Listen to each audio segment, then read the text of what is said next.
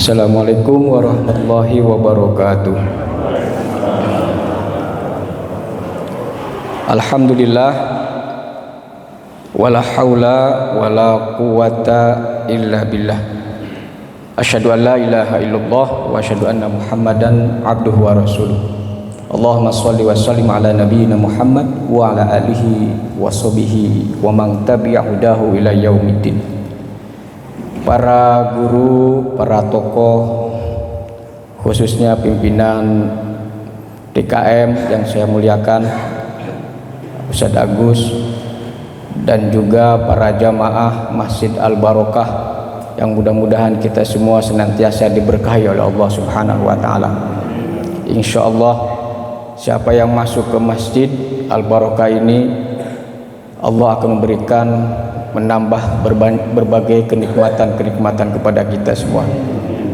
Yang sakit disembuhkan, amin. Yang kurang rezeki ditambah rezekinya. Yang belum punya jodoh diberikan jodoh. Yang masih ngontrak segera punya rumah, amin ya robbal alamin. Ziyadatun nikmah al-barokah. Saya mengucapkan terima kasih Ustadz Agus pada hari ini bisa kembali bersilaturahim. Saya senantiasa merespon dengan baik kalau ada yang meminta ceramah. Karena apa? Karena di antara tujuannya selain menyampaikan, berbagi sedikit ilmu, ya, karena memang punya sedikit ilmunya, ya, ada nilai lain yang penting untuk dijaga, yaitu adalah silaturahim. Dan mudah-mudahan juga dengan silaturahim ini menambah ataupun menjadi wasilah umur kita dipanjangkan. Ya, tapi panjangnya juga senantiasa dalam ketaatan kepada Allah Subhanahu wa Ta'ala. Ya, ini bapak-bapak di sini yang sepuh-sepuh, alhamdulillah ya. Ini dipanjangkan umurnya, masya Allah. Dan mudah-mudahan yang muda ini juga kita dipanjangkan umur kita dan senantiasa dalam keadaan ketakwaan dan keimanan. Tema yang akan disampaikan pada hari ini adalah pentingnya sifat pemaaf.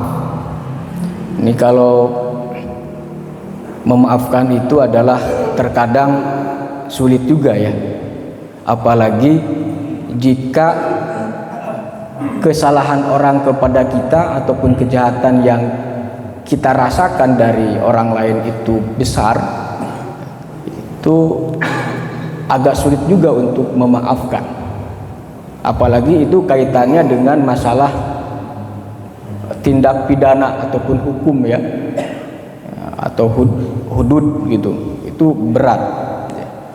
Tapi jika seseorang itu mampu memaafkan saudaranya yang bersalah itu, disungguh-sungguh dia minta maaf lalu kemudian memaafkan, itu ternyata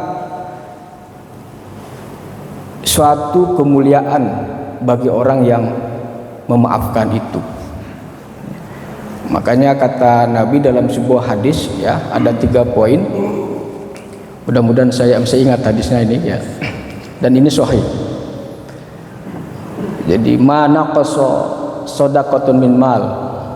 Yang pertama itu kata Nabi, tidak akan pernah berkurang harta yang disedekahkan.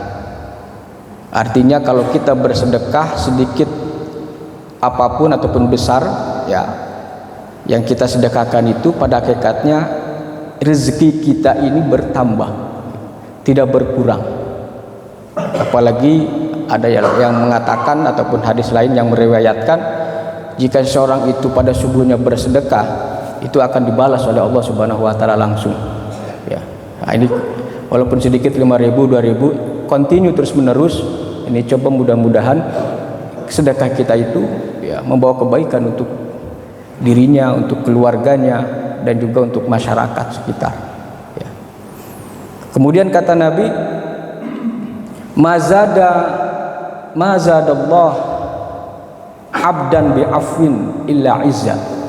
Yang kedua kata Nabi, tidaklah Allah menambah sesuatu kepada seorang hamba ya yang memaafkan kecuali kemuliaan. Wah, ini dia. di kemuliaan. Artinya kalau orang itu pemaaf, sebesar apapun dosa ataupun kesalahan yang dilakukan tapi dia memaafkan, wah itu balasannya khusus daripada Allah Subhanahu wa taala. Dia akan mendapatkan kedudukan derajat yang tinggi baik di hadapan manusia ataupun di hadapan Allah Subhanahu wa taala. Illa izza. Kata-kata illa izza itu berarti menunjukkan ya, keharuman nama, reputasinya baik, ya, kedudukannya tinggi kalau dia memaafkan. Kemudian yang ketiga, kata Nabi, pesannya adalah siapa yang ma tawaddo'a rajulun lillah illa rafa'ahullah. Kira-kira begitu kata ininya ya, kalimatnya. Tidaklah seseorang itu bersikap tawadhu ataupun rendah hati, tidak angkuh berarti tidak sombong ketika diberikan kenikmatan apapun kenikmatan itu, tapi dia senantiasa tawadhu, ya, tidak merasa diri paling hebat, apalagi bersikap sewenang-wenang kepada orang lain, maka kata Nabi apa? Bal atau illa rafa'ahullah, ya, Allah akan mengangkat derajat orang tersebut. Berarti di situ ada 3 poin yang sangat erat kaitannya dengan akhlak, ya, terutama yang kita bahas ini adalah dengan pentingnya sifat pemaaf. Nah, bulan Syawal ini kita sering memaknai sebagai bulan, ya, untuk momentum saling memaafkan.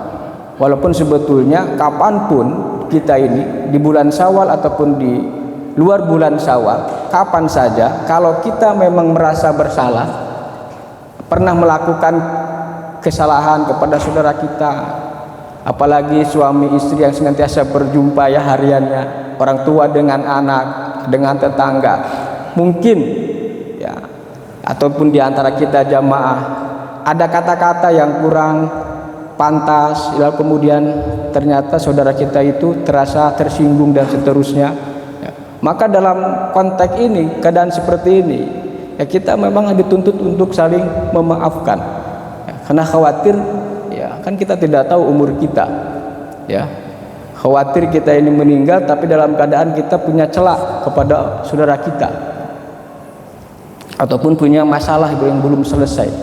Segera selesaikan pokoknya. Sehingga jika Allah Subhanahu wa taala memang menentukan ajal kita dalam keadaan beres semuanya urusan dengan muamalah ini, kita akan matinya itu mati husnul khotimah, ya. Apalagi yang ada punya hutang misalkan, ya, yang punya hutang itu segera dibereskan.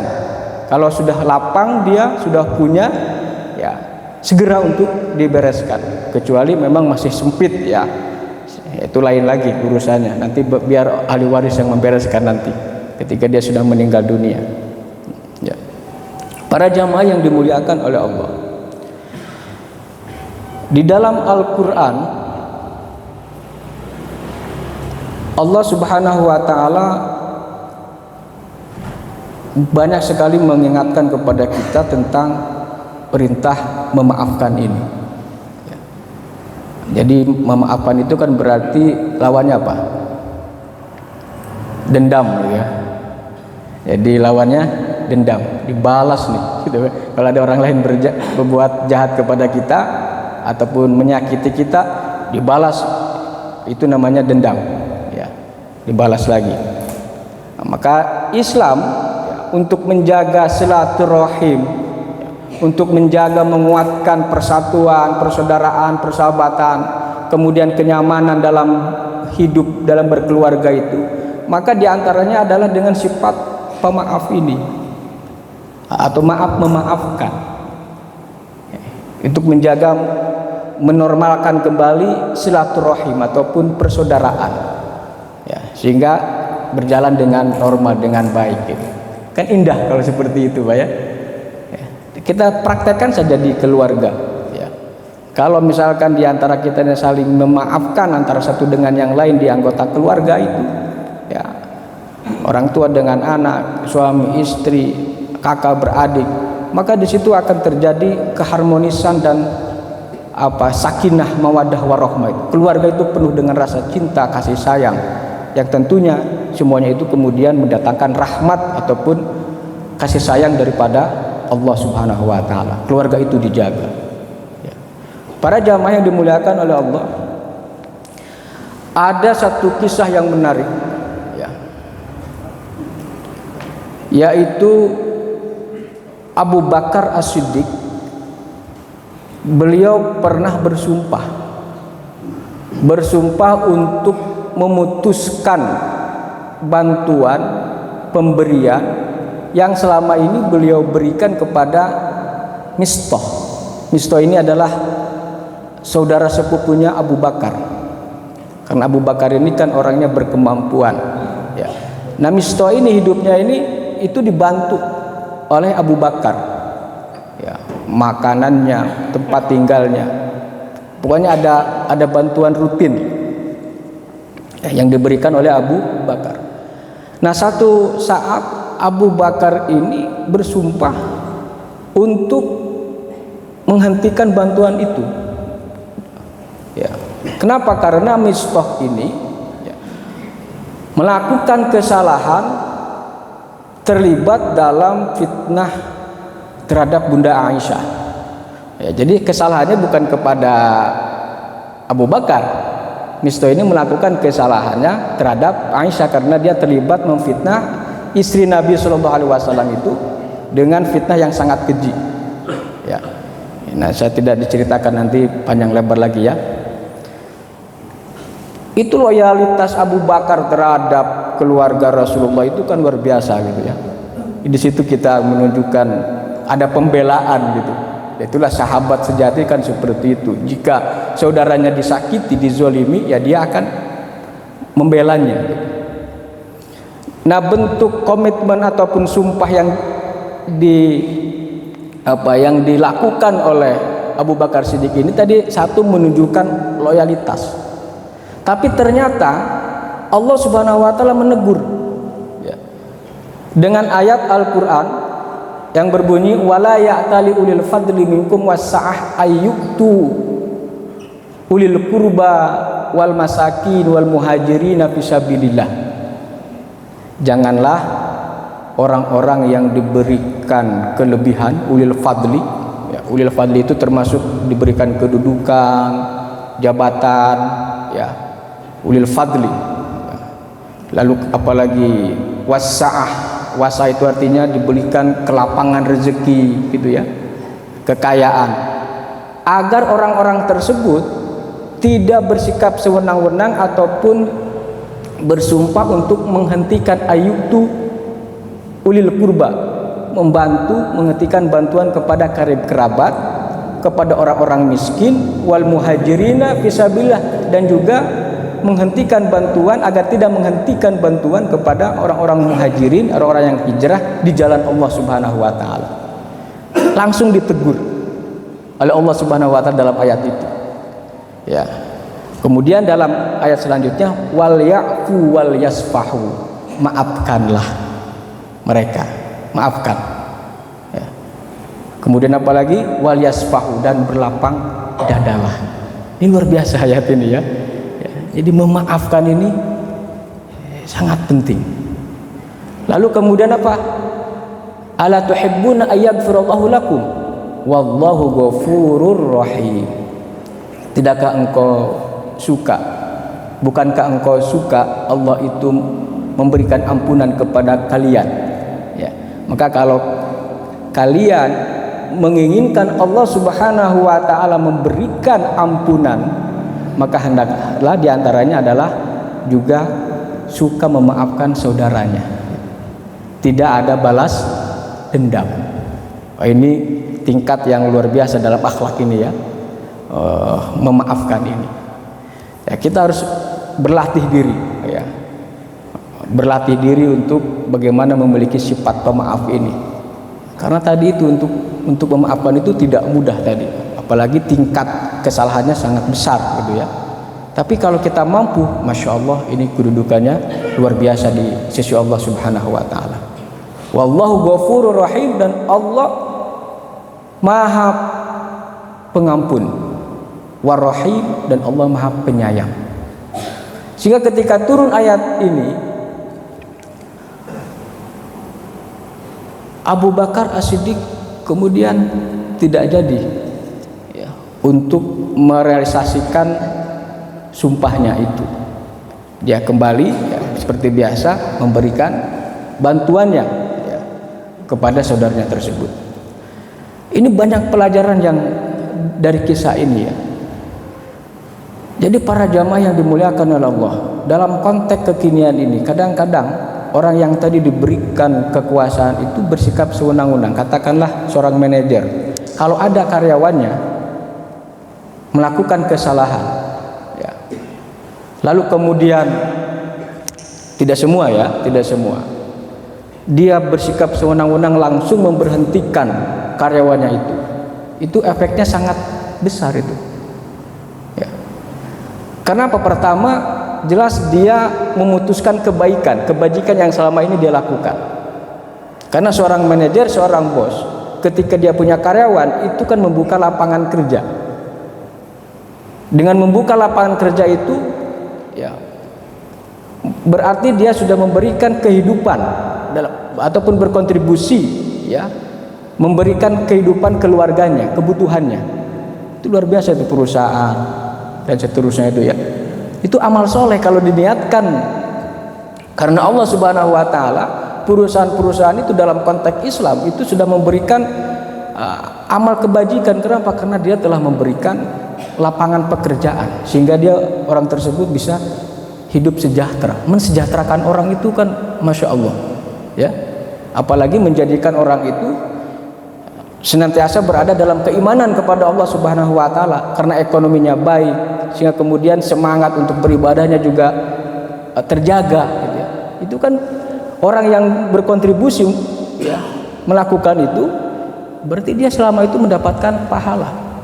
Nah, kalau ada yang sikap tadi manajer ataupun pimpinan itu yang sewenang-wenang, mohon maaf ya, kalau ada misalkan di perusahaan apa saja, itu kan dia memutuskan kebaikan dirinya, ya kan? Memutuskan kebaikan yang selama ini dia lakukan, yaitu kerugian. Oleh sebab itu ya, orang yang bijak, pemimpin yang bijak itu memikirkan, menimbang dulu, tidak langsung memutuskan sesuatu yang kira-kira merugikan orang lain dan juga merugikan dirinya. Maka kalau memang dia betul-betul melakukan kesalahan, biasanya ada tahapan-tahapannya itu gitu ya, tidak langsung tahap 1, tahap 2. Kalau masih juga tahap 3, nah baru mungkin diberikan sanksi ataupun hukuman, entah itu hukumannya seperti apa ya. Nah, para jamaah yang dimuliakan oleh Allah, Nabi SAW juga dalam hal ini pernah juga ya, selevel Rasulullah itu ada rasa keinginan untuk membalas. Jadi ketika Nabi SAW diperlakukan secara zalim oleh kafir Quraisy ketika beliau di Mekah ya, dizolimi, dihalangi dakwahnya ya, diganggu terus, disakiti, bahkan diancam untuk dibunuh. Nah, ketika Nabi SAW dan para sahabat kaum muslimin berhijrah ke Madinah, dan katakanlah di Madinah itu sudah kuat, ada juga perasaan Nabi, keinginan Nabi untuk membalas dendam.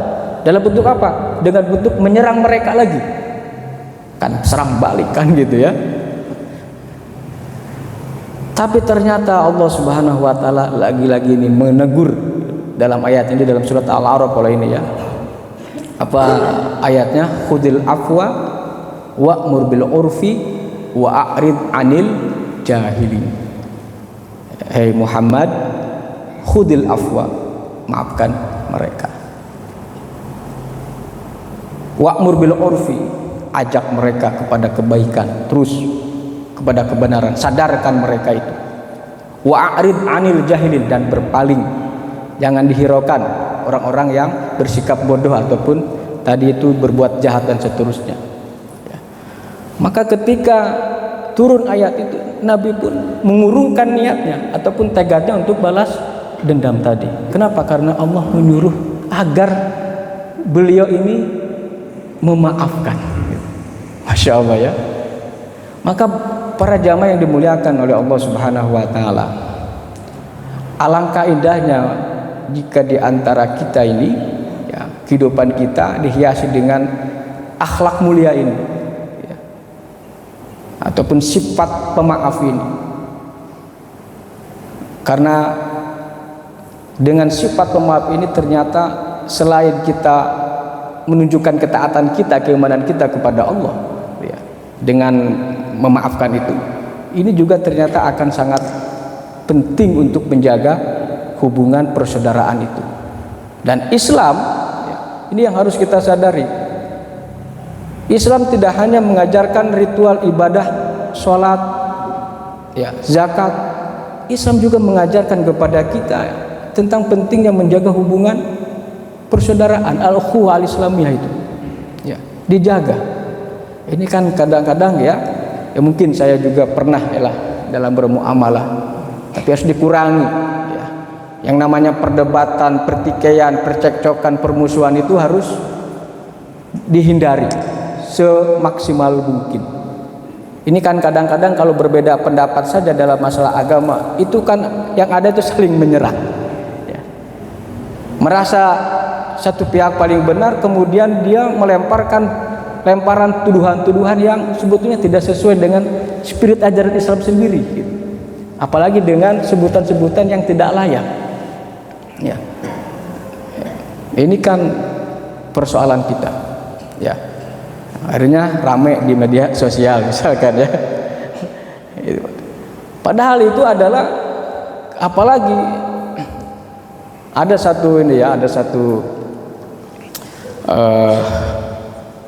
pihak saya tadi sebutkan, ya, menyerang pihak yang lain, ya, dengan tuduhan yang tidak pantas, gitu, ya, tidak sesuai dan bisa merugikan orang tersebut ataupun pihak tersebut. Tapi ternyata ketika beliau ini di orang yang tadi melemparkan tuduhan-tuduhan ataupun kata-kata yang kurang bagus itu, ternyata itu justru diajak berdialog. Dia diundang ceramah, ternyata ketika beliau sudah berceramah di situ, dia meminta maaf akhirnya. Lalu tulisan dia yang tadinya berkonten merendahkan dan seterusnya, dia hapus sendiri, gitu, ya. Karena memang ini tadi ini, ya, untuk menjaga persaudaraan itu sangat penting, ya. Innamal mu'minuna ikhwah. Sesungguhnya orang-orang mukmin itu bersaudara, ya. Bersaudara, harus saling tolong menolong, harus saling bantu membantu, ya, harus saling mengangkat, ya, bukan merendahkan, harus saling memajukan, bukan memundurkan, kan begitu. Itu al-mu'minun dimanapun kita berada, ya. Yang sudah kuat menolong yang lemah, memang seperti itu, ya. Apalagi orang yang diberikan kedudukan pemerintah ataupun penguasa, jelas dia harus punya sikap rahim, ya, kepada rakyatnya, kepada umatnya. Para jamaah yang dimuliakan oleh Allah Subhanahu wa taala, ada beberapa hadis di sini, ya, yang penting juga untuk kita hayati, kita amalkan, ya, terkait dengan pentingnya akhlak ini dalam bermuamalah, dan diantaranya adalah dengan sifat pemaaf tadi, gitu, ya, yang tadi sudah disebutkan. Ada hadis yang lain, misalkan kata Nabi Shallallahu Alaihi Wasallam, ini dari hadis Abi Darda radhiyallahu anhu an Nabi Shallallahu Alaihi Wasallam anhu qala ma min syai'in athqal min mizanil mu'min yaumal qiyamah min khuluqin hasan, ya. Jadi tidaklah sesuatu yang lebih berat timbangannya bagi orang mukmin di hari kiamat, ya, daripada akhlak yang baik. Jadi tidak ada yang lebih berat timbangan orang-orang mukmin nanti kelak di akhirat itu kecuali memiliki akhlak yang baik, ya. Jadi khuluqin hasan, dalam bersikap, dalam bermuamalah, dalam berkata-kata, ya, dalam berbisnis tidak boleh curang, kan begitu ya. Kalau seorang berbisnis, berdagang, tidak boleh mencurangi pembeli, ataupun sebaliknya pembeli juga tidak boleh melakukan kecurangan terhadap pedagangnya ya. Demikian juga wasit bola ya, wasit bola harus adil ya, tidak boleh curang, karena kecurangan ataupun curang yang dilakukan oleh wasit itu efeknya sangat berat ya, kekecewaannya bisa senusantara ya kan. Seperti kita dalam bola ini ya, di Piala Asia 2023 ketika main dengan Qatar dan kemudian main dengan Korea Selatan, katanya dicurangi ya kan. Itu ramai itu warganet ya. Jadi mengecewakan orang. Akhirnya apa? Sumpah serapah. Akhirnya muncul juga ya. Itu rugi itu bagi orang yang berbuat curang. Hati-hati doa orang itu, walaupun bola gitu ya. Walaupun bola, dia tetap harus adil, walaupun itu permainan ya. Dan yang nonton itu bukan 2 orang 3 orang ya, dunia menonton semua itu.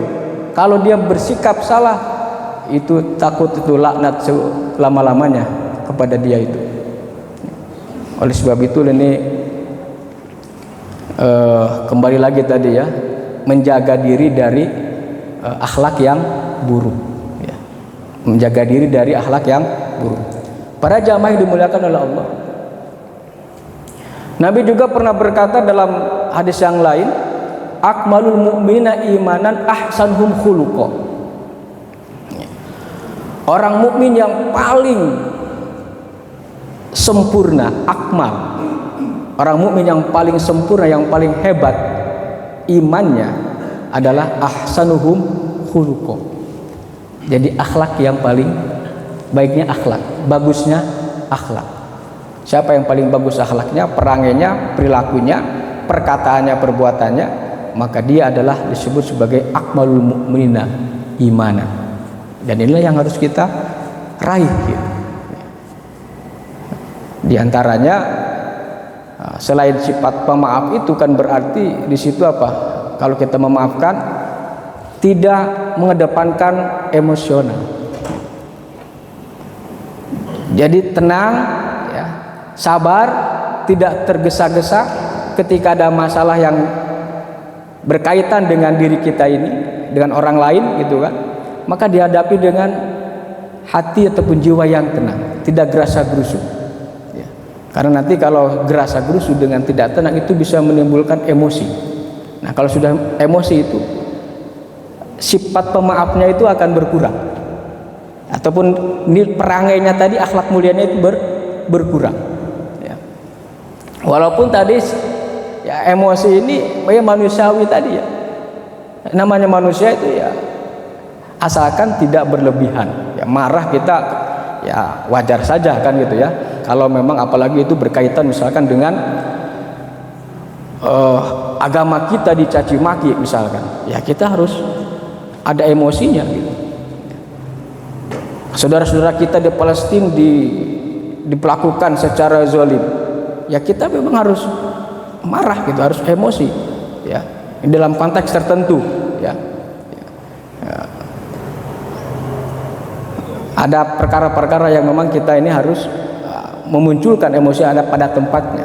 Tapi kalau dalam persoalan-persoalan biasa di antara orang-orang yang beriman, mengedepankan sikap pemaaf itu tentu saja lebih diutamakan tadi, karena memang Nabi dan juga Allah Subhanahu wa taala memberikan instruksi, memberikan panduan yang sangat luar biasa terkait dengan bagaimana pentingnya menjaga muamalah itu ataupun komunikasi dengan yang lain. Di antaranya adalah dengan sikap pemaaf itu.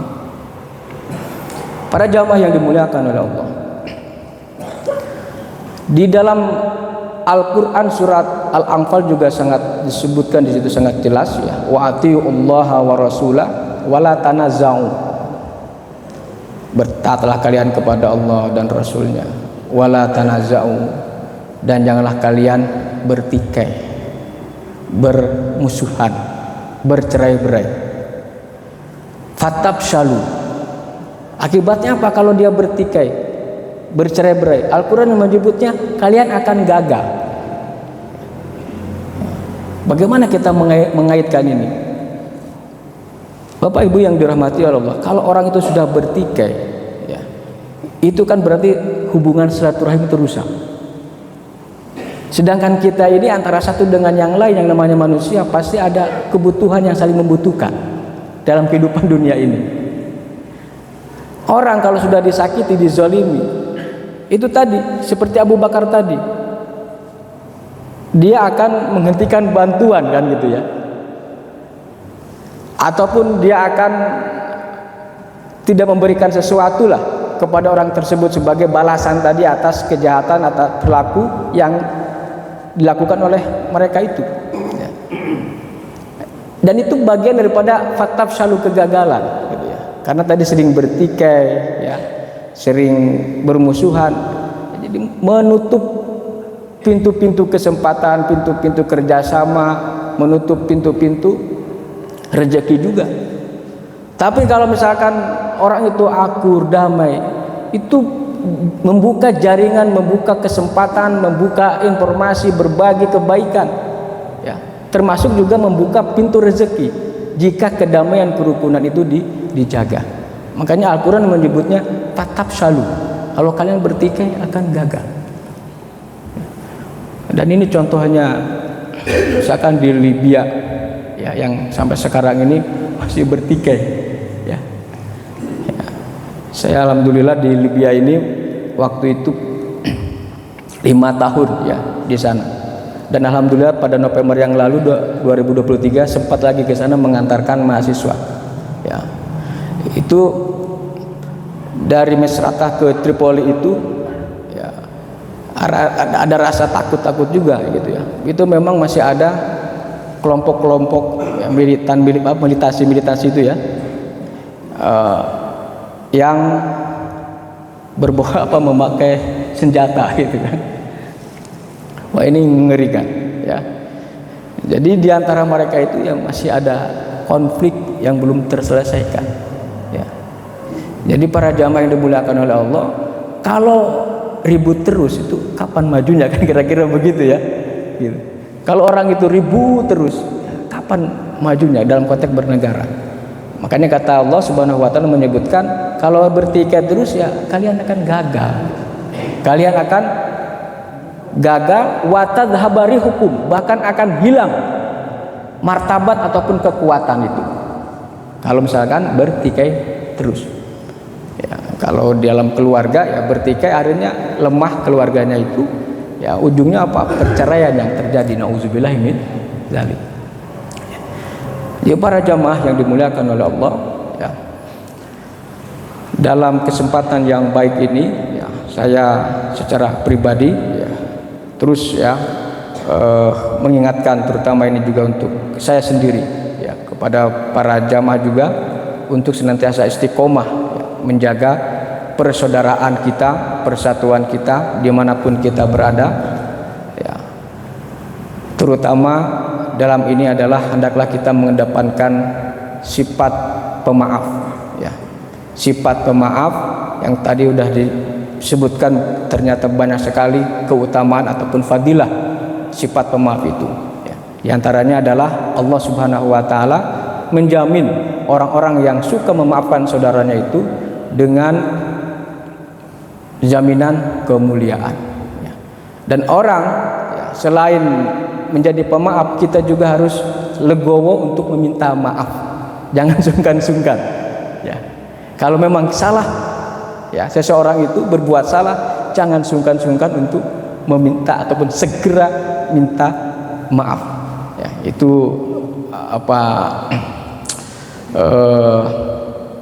juga agak susah, ya. Tapi kalau mampu kita melakukannya, itu merupakan hal yang positif, hal yang sangat baik. Ada juga pertanyaan, Pak, bagaimana orang sudah minta maaf tapi dia tidak memaafkan? Misalkan ada yang seperti itu. Nah, kalau ada yang seperti itu, ya, yang penting niat kita sudah baik, minta maaf, itu nanti mungkin waktunya saja belum tepat, ya. Ya, kita tunggu saja. Ada cara-cara yang lain yang terus kita usahakan bagaimana nanti dia menjadi memaafkan kita. Karena repot juga kalau tidak memaafkan kita kan. Nah, jadi ini perlu kesabaran ya. Yang penting itikad seseorang yang berbuat salah tadi itu sudah benar dia meminta maaf. Perkara dimaafkan atau tidak nanti terserah ya. Mudah-mudahan Allah memberikan ampunan ya kepada kita ya. Para jamaah yang dimuliakan oleh Allah, barangkali itu yang bisa disampaikan untuk keberkahan. Ini ada pertanyaan gak nih? Ada? Oke, silakan.